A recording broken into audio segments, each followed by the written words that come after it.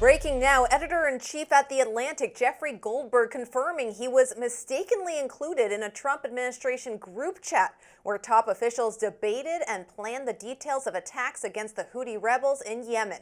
National Security Advisor Mike Waltz sent the initial invite on the encrypted messaging app Signal.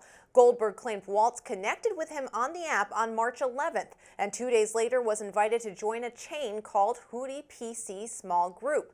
Secretary of Defense Pete Hegseth then reportedly sent the group details, including weapons used, targets, and timing, 2 hours ahead of the March 15th attacks. All were seemingly unaware of Goldberg's presence in the chat. Goldberg said he initially had strong doubts that the group was real, but realized it was when the details in the chat fell in line with what took place. President Trump reacted to the news Monday afternoon. What were they talking about? With the Houthis. The Houthis, you mean the attack on the Houthis? Right. Well, it couldn't have been very effective because the attack was very effective, I can tell you that. I don't know anything about it. I'm not a big fan of The Atlantic. To me, it's a magazine that's going out of business. I think it's not much of a magazine, but I know nothing about it. National Security Council spokesman Brian Hughes said while the administration is reviewing how Goldberg was added, there were no threats to troops or national security. Meantime, reactions pouring in, with Senator Ruben Gallego, a Marine, calling it, quote, amateur hour. President Trump calling his cabinet together earlier today for a check-in after ordering them earlier this month to work with the Department of Government Efficiency to slash the size of their agencies and eliminate waste. At the White House for it all was The Hill's White House reporter Brett Samuels. He joins us now. Brett, what do we know about what went on in the meeting? What were your key takeaways? Yeah, Judy, this was, it seems like what's going to be sort of a regular check-in between President Trump and his cabinet. We know that Elon Musk was in attendance. He obviously is leading those efforts with DOGE to trim the size and scope of the federal government. And Musk was very front and center at the first couple cabinet meetings. This time he was a little less prominent, a little less controversial in sort of his role in these cabinet meetings, but certainly just sort of a check-in, it seemed like, for these different cabinet agencies to sort of talk about how they were cutting the size of their agency and sort of the work that they were doing to carry out Trump's agenda. As you mentioned, Brett, Elon Musk's presence was conspicuous. There's been reports that Musk has previously butted heads with cabinet members, but he had a friendly meeting with Pete Hegseth at the Pentagon over the weekend. What was the mood toward Musk in the room? Yeah, certainly publicly, folks were, not nearly as critical of Musk as they seem to be behind closed doors. Obviously, at the last cabinet meeting about a month ago, it was reported that Secretary Marco Rubio and Secretary Sean Duffy of Transportation butted heads with Musk and clashed over the work that DOGE was doing. This time around, folks around the table were talking more about sort of the need to trim the size of the federal government, Trump talking about the need to trim the size of the federal government. Elon Musk played less of a sort of central role. He didn't, deliver remarks at the outset like he did during the first cabinet meeting. So certainly his presence was noticeable, but certainly less controversial than it had been the first couple times. Have you seen any indication at this point that President Trump may try to rein in Musk? Yeah, a little bit, but it's been fairly subtle. We heard from President Trump saying that this should be left to cabinet secretaries and agency heads first and foremost to cut staff in particular. And then if they didn't, cut enough staff or weren't aggressive enough in cutting staff, then Elon Musk would step in and he'd have permission to act. But, we have seen sort of subtle pushback from Trump to kind of make clear that it is the cabinet secretaries who are in charge. And then Elon Musk is sort of a second line there. But on the whole, Elon Musk is still at the White House almost every day. He's photographed with Trump all the time. So certainly it seems like that relationship is still going strong. Thank you, Brett Samuels, for joining us. Thanks, Judy. Columbia students returning from spring break today are walking into a very new campus environment after the university announced sweeping policy changes in response to the Trump administration's demands over the release of $400 million in federal funding. News Nation's Caitlin Becker joins us from campus with the latest. Well, Judy, if the goal here was to quell all of the upheaval that we've been seeing over the past year here at Columbia, it may be having the opposite effect. One of the big changes we're seeing is a mask ban, of course, with exceptions for health and religious reasons. But this was, of course, in response to protesters using masks to hide their identities at those protests on campus. Now, an on-campus mass protest is planned for today, organized by the Columbia Palestine Solidarity Coalition, and demonstrators are being asked to wear masks to protest the ban and what they call, quote, fascist trustees, saying that they refuse to be intimidated by these sweeping new changes. Now, this laundry list of changes were outlined in a 4-page long compliance letter released by the university on Friday. They include that mask ban, as well as increased campus security and arrest power for campus police and things like ID checks. These demonstrations that we've been seeing for the last year and we expect to see today are effectively banned on campus moving forward, and there's going to be harsher discipline for any violations of those rules. In addition to that, there's going to be an expansion of the Institute for Israel and Jewish Studies, and the university said they're going to adopt an official definition of anti-Semitism. But one of the biggest changes that we're seeing getting the most pushback is the Middle Eastern Studies program, which is set to be overhauled and have new oversight. It's a term we're hearing called academic receivership. It's a bit of an esoteric term. We don't hear that often. And it basically means that the campus and this program will have some sort of federal or outside oversight for how they're educating students. And this was a particular request from the Trump administration. Now, why all of these things are being done is a little bit of a question there. The university says it's to protect students and free speech. However, it's really hard to divorce that $400 million that is being pulled from Columbia. Now, U.S. Education Secretary Linda McMahon has said that Columbia University's recent policy changes are positioning the school favorably in order to regain that funding.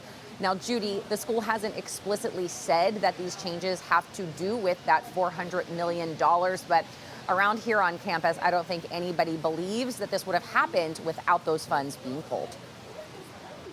News Nation's Caitlin Becker, thank you.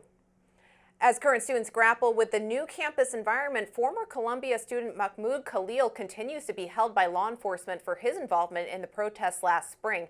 Now, prosecutors are adding new accusations to their case against Khalil. The new additions accuse Khalil of hiding his membership in several organizations when he applied for permanent residency, including a UN organization that helps Palestinian refugees. Prosecutors also allege he failed to disclose work he did for the British government after 2022.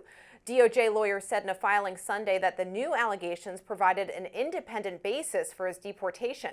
The Trump administration has also accused Khalil of participating in anti-Semitic activities during the protests last spring and expressing support for Hamas, a designated terrorist organization. Meantime, the Trump administration has revoked temporary legal status of more than 500,000 Cuban, Haitian, Nicaraguan, and Venezuelan migrants living here in the United States. The move, effective April 24th, cut short a 2-year parole granted to them under President Biden. That parole allowed them to enter the country by air if they had a U.S. sponsor. The Department of Homeland Security says it'll arrest and deport those under this program if they don't leave the U.S. in the next 30 days. Officials are urging migrants to use the CBP Home app to register for self-deportation. Over the weekend, Vermont Senator Bernie Sanders and New York Congresswoman Alexandria Ocasio-Cortez hit the road in a 3-state speaking tour they named the Fight Oligarchy Tour. It comes as tensions within the Democratic Party are nearing a breaking point as leaders and some of the party's more progressive members clash over how best to oppose Trump's agenda. To break down what we need to know, we're bringing in national political reporter Julia Manchester.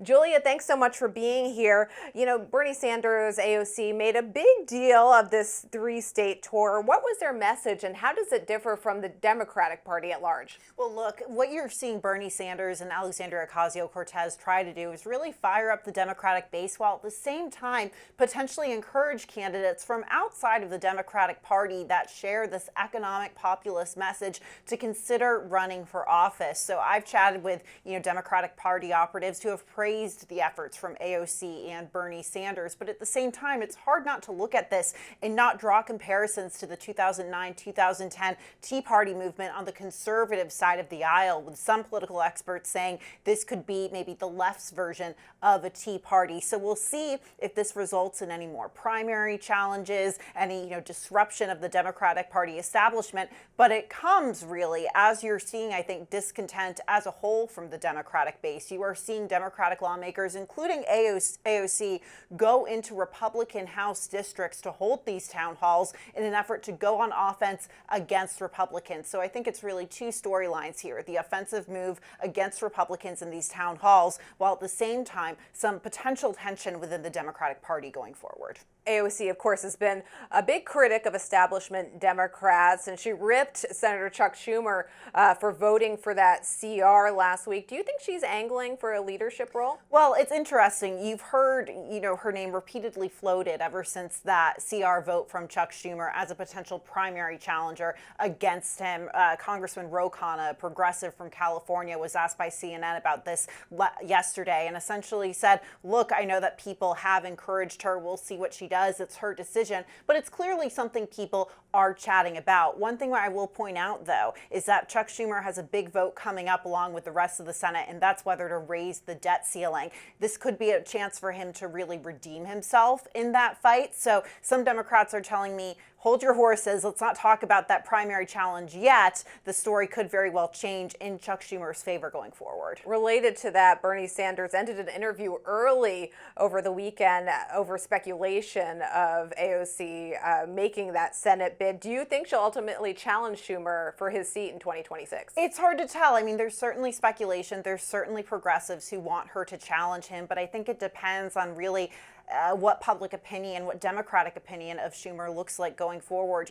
We're also seeing polling out from NBC News and CNN that came out earlier this month that showed, pretty negative views of Democratic leadership, not only from voters at large, but also Democratic base voters. So that should, be a warning sign to someone like Chuck Schumer. But like I said, a lot could change. He does have a chance to, extend an olive branch to this part of the party. So I think AOC is going to have to look at the calculations in all of this, because at the end of the day, AOC represents a very, very progressive blue district. Chuck Schumer represents New York State at large. There's, it's a blue state, but there's many different kinds of voters there. He understands the state from a statewide perspective, so it would be a challenge for her if she were to go up against him in a primary. This tour from Sanders and AOC was largely in part a reaction to Republican leadership encouraging their members to cancel town halls across the country.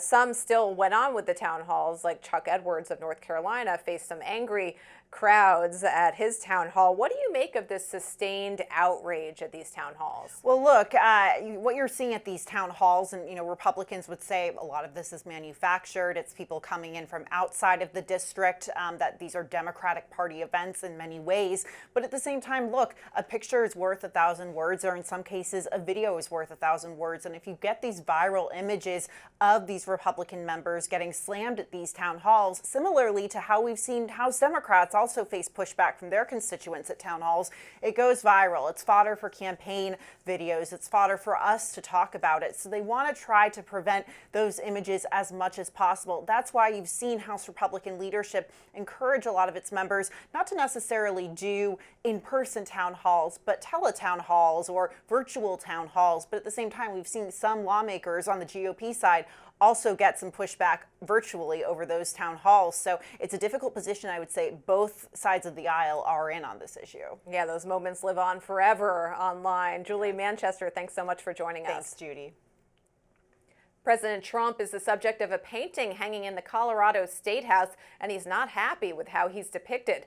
Take a look at this painting that drew the president's ire over the weekend. He took to social media demanding Colorado take down its, quote, purposefully distorted painting of him, and suggesting the artist behind his and President Obama's portraits in the state capitol lost her talent with age. Trump said he'd prefer not having a picture in the state capitol at all, rather than having the one currently on display, adding that many Coloradans have called the state looking to get it changed or removed.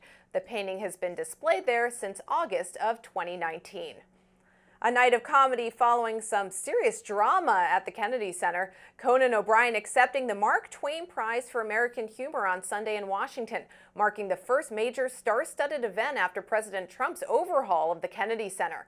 In February, Trump named himself chairman of the Kennedy Center's board, accusing the performing arts institution of being, quote, too woke. Conan O'Brien weighing in for the first time on the controversial shakeup and appearing to mock Trump's move last night in an interview with The Hill on the red carpet. What was your reaction when you heard that President Trump was taking the chairmanship? And do you think it's overshadowed the night for you tonight? I think it's important. It sounds like it's a big priority. I think it's his priority right now is the Kennedy Center. And only he knows his priorities best. And there's a lot going on in the world, but probably taking control of the Kennedy Center should be at the top of the list. And Nikki Glazer also telling us the political climate is making her fearful of cracking one-liners. It's not like I don't care anymore because I'm at the point now that if I don't say something political, it's because I'm scared to, not because I'm like, I don't think I have a right to do that. It's now like, I'm like, oh, I missed that moment where I could say stuff because I had a point of view and I felt safe speaking to that. And I totally missed that. I like went from being like, I don't want to talk about politics because I don't want to alienate anyone to like, I want to talk about it, but now I'm scared to. And that's a place to be. The Mark Twain Prize at the Kennedy Center will premiere on May 4th on Netflix. That's today's Daily Debrief. I'm Judy Kurtz. Be sure to like, share, and subscribe to The Hill's YouTube channel. And come back here soon for the intersection between politics and policy.